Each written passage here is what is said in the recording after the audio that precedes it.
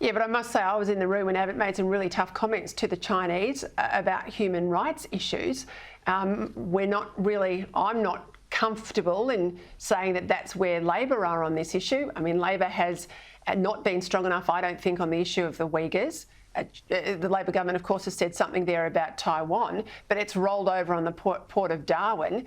And in the Chinese-controlled media mouthpiece, the Global Times, they're out there today saying the reason the Prime Minister from Australia is in Beijing is that we are there to atone in relation to the relationship with China that we have.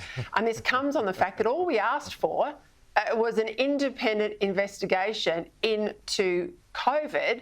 I mean, you pinged the PM pretty hard on this trip, his high levels of international travel, the fact that he's travelling more than Kevin Rudd. He's copping a lot of heat at home, given all the domestic concerns today, like this rate rise.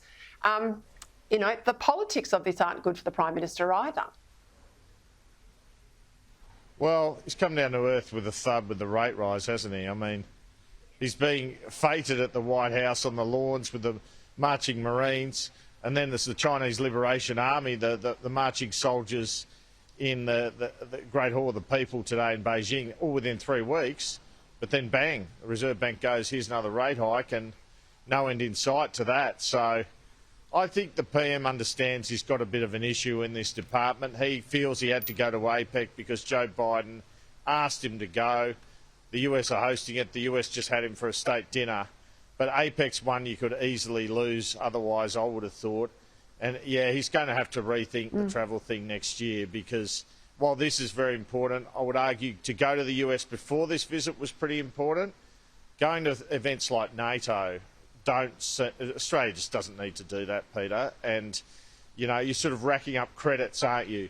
If you're going on those summits you don't need to be at in terms of the patience of the public and their concerns about whether you have your eye on the ball or not. It was certainly good timing. I always said in the lead up to The Voice for him to go to America at that time. He was able to change the subject, but they've got some headaches on the economy, on cost of living.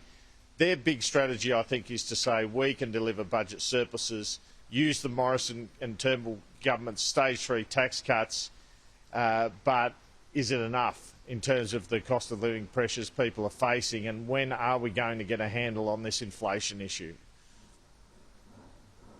Well, I'm hearing he's having a battle royal with Jim Chalmers internally. Chalmers apparently wants to dump the tax cuts. The Prime Minister's hanging on to them. You've got that fall in Labor's primary. They're now behind the coalition, 35 points to the coalition on 37. That's got to be a concern for them.